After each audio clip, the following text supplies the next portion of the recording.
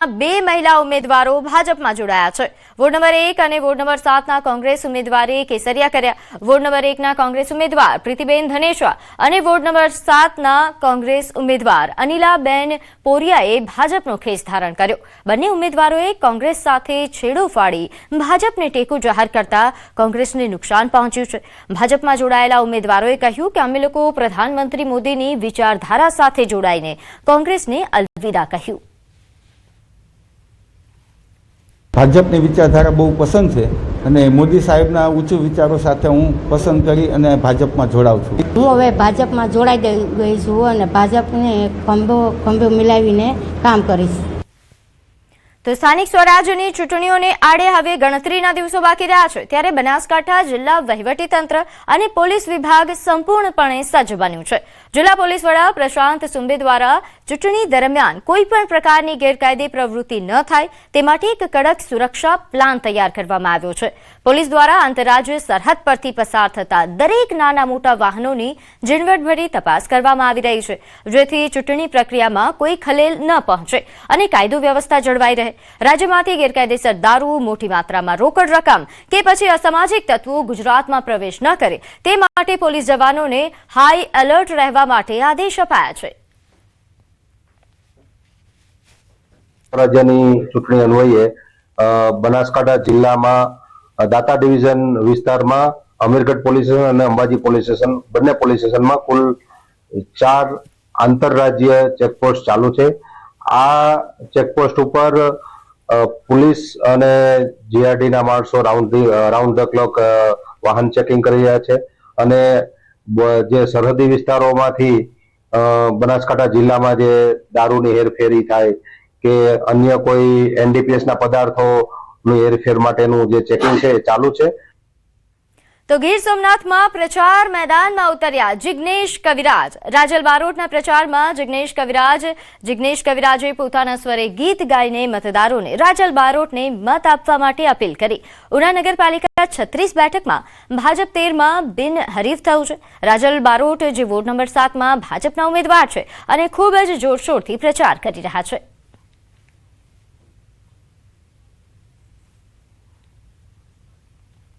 મારા ગુજરાતનું ઘરેણું અને મારા ગુરુ સમાન સેવા મણિયારભાઈ બારોટ અને મણિયારભાઈ બારોટના દીકરી એટલે મારી રાજલબેન બારોટ એમને અહીંયા ભાજપે એમના પર ભરોસો મૂક્યો છે અને એમને ટિકિટ મળી છે।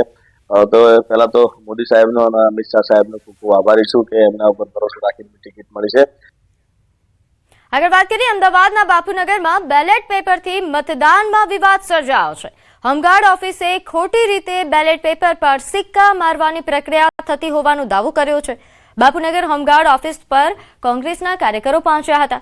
સિક્કા મારવાની પ્રક્રિયા દરમિયાન કોંગ્રેસના ઉમેદવારો કાર્યકરો સાથે પહોંચ્યા। ચૂંટણી અધિકારી હાજર ન હોવા છતાં બેલેટ પેપર સેટ કરાયા હોવાનો દાવો છે।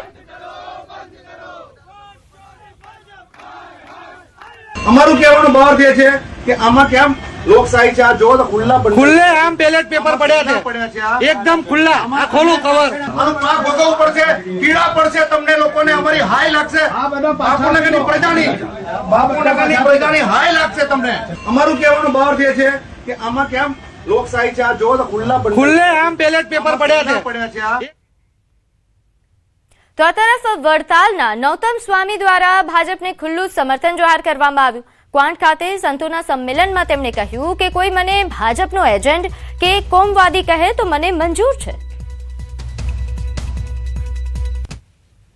મારો મત તો કાયમને માટે જે રાષ્ટ્રને પોષશે એને આપવો છે અને એ પણ ભારતીય જનતા પાર્ટી છે એને જ મારે આપવું। કોઈ કે તું ભાજપનો એજન્ટ છું કે આ મને મંજૂર છે, જા। અમે શું કરવા છીએ એના? તો અમે તો રાષ્ટ્રવાદને પોષીએ છીએ, કોઈ વ્યક્તિને નથી ઓળખતા। આપણી ધર્મસત્તા છે પણ ધર્મસત્તા એને ટેકો આપે છે કે જે ધર્મને ટેકો કરે છે। તો બીજી તરફ અમદાવાદ, વડોદરા, ભરૂચ અને વાપીમાં પણ મતદારોનો ગુસ્સો ફાટ્યો છે।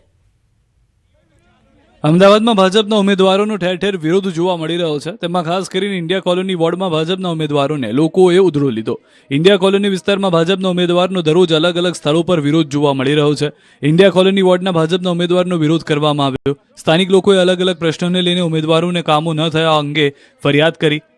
સ્થાનિક લોકોના વિરોધના પગલે ભાજપના નેતાઓએ જતું રહેવું પડ્યું હતું. આ વિડીયોમાં જોઈ શકાય છે કે જ્યારે સ્થાનિકો પોતાની સમસ્યાને લઈને ભાજપના ઉમેદવારને રજૂઆત કરી રહ્યા છે ત્યારે એક હોશિયાર કાર્યકર આ વાતચીત વચ્ચે આવીને ભારત માતા કી જય બોલીને સ્થાનિકોની રજૂઆતને કોરાણે મૂકવાનો પ્રયાસ કરે છે. પરંતુ જાગૃત સ્થાનિકોએ રાષ્ટ્રવાદ પાછળ સમસ્યાનો ઢાંક પીછોડો કરતા કાર્યકરને ઓળખી તેનો બરાબરનો ઉધરો લઈને ત્યાંથી રવાના કરી દીધો હતો. આવા જ દ્રશ્યો સામે આવ્યા વડોદરાથી, જ્યાંના વોર્ડ નંબર 3ના લોકોનો આક્રમક મિજાજ સામે આવ્યો. પહેલા સુવિધા આપો પછી વોટ માંગો આપજોના બેનર લગાવવામાં આવ્યા. જલારામનગર, સિદ્ધાર્થ બંગલો સહિતના લોકો પૂરથી પરેશાન છે, જેથી આ વખતે ચૂંટણી બહિષ્કારનો નિર્ણય કરાયો છે. તેવામાં ભાજપ ઉમેદવાર પંકજ તડવીએ કહ્યું કે અમે લોકોના પડખે છીએ અને કોંગ્રેસ ઉમેદવાર કીર્તિ રાવલે કહ્યું કે લોકો હવે સહન નહીં કરે. ભરૂચમાં પણ મતદારોનો આક્રોશ સામે આવ્યો છે. શહેરમાં મતદારોનો મૂડ બદલાતો જોવા મળી રહ્યો છે. નગરપાલિકાની ચૂંટણીને લઈને મતદારો હવે સક્રિય બની પોતાનો પ્રશ્ન ઉઠાવી રહ્યા છે. શહેરના લિંક રોડ પર આવેલી ગણેશ ટાઉનશીપમાં રહીશોએ બેનરો લગાવીને રાજકીય પક્ષોને ઉમેદવારોને સ્પષ્ટ સંદેશ આપ્યો કે પ્રજાની એક જ માંગ, પહેલા કામ કરો પછી જ મત માંગવા આવો. આ વખતે મતદારો માત્ર વચનો નહીં પરંતુ વાસ્તવિક વિકાસના કામોને મહત્વ આપી રહ્યા છે અને જવાબદારીની માંગ કરી રહ્યા છે. તો વાપી મહાનગરપાલિકાની ચૂંટણીને લઈને વોર્ડ નંબર 11માં કોંગ્રેસની પેનલના ઉમેદવારના લાગેલા બેનરો ફાડી નાખતા રાજકારણ ગરમાયું છે. કોઈ અસામાજિક તત્વોએ આ વિસ્તારમાં લાગેલા કોંગ્રેસના બેનરોને ફાડી નાખતા વિવાદ થયો. તો અમરેલીમાં કોંગ્રેસે લોકશાહીનું બેસણું યોજ્યું. સ્થાનિક સ્વરાજની ચૂંટણીનો માહોલ ગરમાયો છે ત્યારે અમરેલીના જેસિંગપરામાં કોંગ્રેસ દ્વારા અનોખી રીતે વિરોધ કરવામાં આવ્યો. કોંગ્રેસે લોકશાહીનું બેસણું કાર્યક્રમ રાખ્યો. 700થી વધુ બેઠક બિનહરીફ જાહેર થતા પરેશ ધાનાણીની અધ્યક્ષતામાં વિરોધ પ્રદર્શન કરાયું. પરેશ ધાનાણીએ ભાજપને આડે હાથ લેતા પ્રહાર કર્યા કે ખોટા કરતા નોટા સારો. ભાજપ સરકારને સૂતા ભૂખ્યા વરુ ગણાવ્યા હતા. આ કાર્યક્રમ જે વિસ્તારમાં યોજાયો તે વિસ્તારમાંથી જ કોંગ્રેસના તમામ 4 ઉમેદવારોએ ઉમેદવારી પરત ખેંચી લીધી છે, જેના કારણે ભાજપની 2 બેઠક બિનહરીફ જાહેર કરવામાં આવી છે. તો 5 વર્ષમાં કોઈ કામ ન થતા સુરત અને અમદાવાદના લોકોએ ચૂંટણી બહિષ્કારની ઉચ્ચારી ચીમકી. પ્રચાર માટે આવેલા નેતાઓને ભગાડ્યા. સુરત મહાનગરપાલિકાની ચૂંટણીને ગણતરીના દિવસો જ બાકી છે ત્યારે મત માટે ભાજપ, કોંગ્રેસ અને આપના ઉમેદવારો મતદારોના ઘરે ઘરે પહોંચી પ્રચાર કરી રહ્યા છે. પરંતુ 5 વર્ષમાં કોઈ કામ ન થતા લોકો કંટાળ્યા છે. પ્રચાર માટે સોસાયટીઓમાં પહોંચી રહેલા ભાજપ અને કોંગ્રેસ બંને પક્ષના ઉમેદવારોને જનતાના આક્રોશનો સામનો કરવો પડી રહ્યો છે. પરવટ પાટિયાના માધવબાગમાં એક જાગૃત મહિલાએ કોંગ્રેસના નેતાઓને આડહાડ લેતા પૂછ્યું કે જો 35 વર્ષથી સત્તા ભોગવતો ભાજપ કંઈ ઉકાળી શક્યો નથી તો તમે 3 મહિનામાં શું કરી લેશો?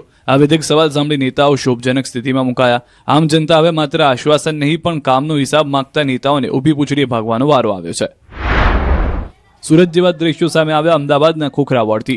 અહીં પણ પ્રચાર માટે પહોંચેલા કોંગ્રેસના નેતાઓને જનતાના આક્રોશનો સામનો કરવો પડ્યો. અહીં એક મહિલાએ ભાજપના શાસનથી કંટાળી આક્રોશ ટાળ્યો. કહ્યું કે અત્યારે ફોટા પડાવવા માટે આવી રહ્યા છો, પરંતુ ચૂંટણી પત્યા બાદ અહીં કોઈ મરી જાય તો પણ તમે લાશ ઉઠાવવા આવશો નહીં. મહિલાના બળાપાને કારણે નેતાઓનો પ્રચાર કરવામાં ભારે પડી રહ્યું છે. તો ડાંગ જિલ્લામાં રાજકીય પલટો જોવા મળી રહ્યો છે. અહીં શુબીર તાલુકામાં ભાજપે મોટું ઓપરેશન સફળ બનાવ્યું છે. પૂર્વ તાલુકા સંગઠનના પ્રમુખ ગુલાબભાઈ ગાંગુડે કે જેમણે થોડા દિવસો પહેલા કોંગ્રેસમાંથી રાજીનામું આપ્યું હતું, તેઓ મોટી સંખ્યામાં તેમના સમર્થકો સાથે ફરી ભાજપમાં જોડાયા છે. નોંધનીય છે કે અહીં સુબીર તાલુકાની 13 નિશાણા સીટ પર કોંગ્રેસનો હાથ છોડી ભાજપનો ખેસ પહેર્યો છે. ડાંગના ધારાસભ્ય વિજયભાઈ પટેલ અને પ્રભારી રાજેશભાઈ દેસાઈની હાજરીમાં તેમણે વિધિવત રીતે ભાજપમાં પ્રવેશ કર્યો અને ભાજપને લીડથી જીતાડવાનો વિશ્વાસ વ્યક્ત કર્યો. ડાંગ જિલ્લામાં સુબીર તાલુકાના પ્રમુખ એવા કોંગ્રેસના પ્રમુખ એવા ગુલાબભાઈ ગાંગોડે પણ ભારતીય જનતા પાર્ટીમાં પૂરી ટીમ સાથે વિધિવત રીતે જોડાઈ ગયા છે અને એમને પણ વિશ્વાસ છે કે કોઈ સુબીરનો અને ડાંગનો વિકાસ કરી શકે તો ફક્ત ને ફક્ત ભારતીય જનતા પાર્ટી જ કરી શકે છે. ભારતીય જનતા પાર્ટીની સરકાર જે કેન્દ્રમાં હોય, સરકાર રાજ્ય સરકારમાં હોય તો એ જ પાર્ટી વિકાસ કરી શકે છે. એ જોઈને જ એ પૂરી ટીમ સાથે જોડાયા છે. તો બારડોલી તાલુકા પંચાયતની ચૂંટણીમાં અપક્ષ ઉમેદવારે કોંગ્રેસને ઝટકો આપ્યો. બારડોલી તાલુકા પંચાયતની ચૂંટણીમાં કડોદ 1 બેઠક પર કોંગ્રેસની બાજી અપક્ષ ઉમેદવારે બગાડી છે. કેમ કે કડોદ 1 બેઠક પર અપક્ષ ઉમેદવાર કિશોર લાડે ભાજપના ઉમેદવાર ધ્વની ભાવસારને ટેકો જાહેર કર્યો. ભાજપ કાર્યાલય ખાતે તાલુકા ભાજપ પ્રમુખ આનંદના હસ્તે ખેસ પહેરાવી ટેકાને સત્તાવાર બનાવવામાં આવ્યો, જેના કારણે કાર્યાલયમાં ખુશીનો માહોલ જોવા મળ્યો. આ નવા સમર્થન બાદ હવે કડોદ 1 બેઠક પર ભાજપના ધ્વની ભાવસાર અને કોંગ્રેસના ઉમેદવાર અનુપ વ્યાસ વચ્ચે સીધી ટક્કર રહેશે, જે કારણે ભાજપને સીધો ફાયદો થશે. એમને આપણા ઉમેદવાર શ્રી ધ્વનીભાઈ ભાવસાર ને ટેકો જાહેર કર્યો છે. તો સ્થાનિક ચૂંટણી પહેલા ઈવીએમ મશીન ચેકિંગ કર્યા બાદ સીલ કરાયા. સુરત મહાનગરપાલિકાની ચૂંટણી માટે રાજકીય પક્ષો જોરશોરથી પ્રચાર કરી રહ્યા છે તો સરકારી તંત્રએ પણ તૈયારીઓ શરૂ કરી છે. સરકારી અધિકારી અને કર્મચારીઓ ઈવીએમ મશીન ચેકિંગ કરી રહ્યા છે. ઈવીએમ મશીન ચેકિંગ કર્યા બાદ તેને સીલ કરવામાં આવી રહ્યા છે. કેટલાક મતદાન મથકો ઉપર 2 ઈવીએમ મૂકવાની તૈયારીઓ કરવામાં આવી છે, કારણ કે કેટલાક વોર્ડમાં ઉમેદવારોની સંખ્યા વધુ હોવાને કારણે 2 ઈવીએમ મૂકવા પડી શકે છે. સ્ટ્રોંગ રૂમને પણ સીલ કરી દેવાયો છે. તો રાજકોટમાં ચૂંટણી વિભાગ દ્વારા તૈયારીઓના આખરી ઓપ આપવામાં આવી રહ્યો છે. અલગ અલગ વોર્ડના ઈવીએમ ચેકિંગ હાથ ધરવામાં આવ્યું. મામલતદાર અને ચૂંટણી વિભાગના અધિકારીઓની હાજરીમાં ઈવીએમની ચકાસણી કરવામાં આવી. મશીનમાં કોઈ ટેકનિકલ ખામી છે કે કેમ તેને લઈને પણ તપાસ કરવામાં આવી રહી છે. જે તે વોર્ડના ઈવીએમ મશીન ચેક થયા બાદ તેમને સ્ટ્રોંગ રૂમમાં મૂકવામાં આવી રહ્યા છે. મનપાના 18 વોર્ડમાં 72 બેઠકો માટે 1014 મતદાન મથકો પરની તૈયારીઓ કરવામાં આવી રહી છે. તો ડાંગની સુબીર બેઠક પર હાઈ વોલ્ટેજ ડ્રામા જામ્યો. સાસુ વહુ વચ્ચે જંગ. ગુજરાતમાં સ્થાનિક સ્વરાજની ચૂંટણીનો શંખનાદ ફૂંકાઈ ચૂક્યો છે, પરંતુ આ વખતે સૌની નજર ડાંગ જિલ્લાની સુબીર 16 જિલ્લા પંચાયત બેઠક પર ટકેલી છે. અહીં મુકાબલો માત્ર હાથ અને કમળ વચ્ચે નથી, પણ એક જ છત નીચે રહેતા સાસુ અને વહુ વચ્ચે છે. ટીવી સિરિયલોમાં તમે સાસુ વહુના ડ્રામા ઘણા જોયા હશે, પણ સુબીરના આંગણે રાજનીતિનો અસલી ખીલ જોવા મળી રહ્યો છે. અહીં કોંગ્રેસે અનુભવી સાસુ પર દાવ ખેલ્યો છે, તો ભાજપે તેમની જ શિક્ષિત અને ઉત્સાહી વહુને મેદાનમાં ઉતારી ચૂંટણીને રોમાંચક બનાવી દીધી. કોંગ્રેસના ઉમેદવાર એવા સાસુનું માનવું છે કે પરિવાર અને રાજકારણ અલગ છે. તેઓ વિકાસના અભાવનો મુદ્દો બનાવી પરિવર્તનની આશા રાખી રહ્યા છે. સામે પક્ષે ભાજપના વહુ પણ મક્કમ છે. તેઓએ કહ્યું છે કે સાસુ પ્રત્યે આદર છે, પણ વિચારધારાની લડાઈમાં કોઈ બાંધછોડ નહીં. વિકાસની રાજનીતિના જોરે તેઓ કમળ ખીલાવવા તૈયાર છે. હવે જોવાનું એ રહેશે કે સુબીરની જનતા સાસુના અનુભવને આશીર્વાદ આપે છે કે વહુના આધુનિક અભિગમ પર કળશ ઢોળે છે. ગમે તે જીતે, પણ ડાંગનો આ જંગ લોકશાહીના ઇતિહાસમાં યાદગાર બની રહેશે.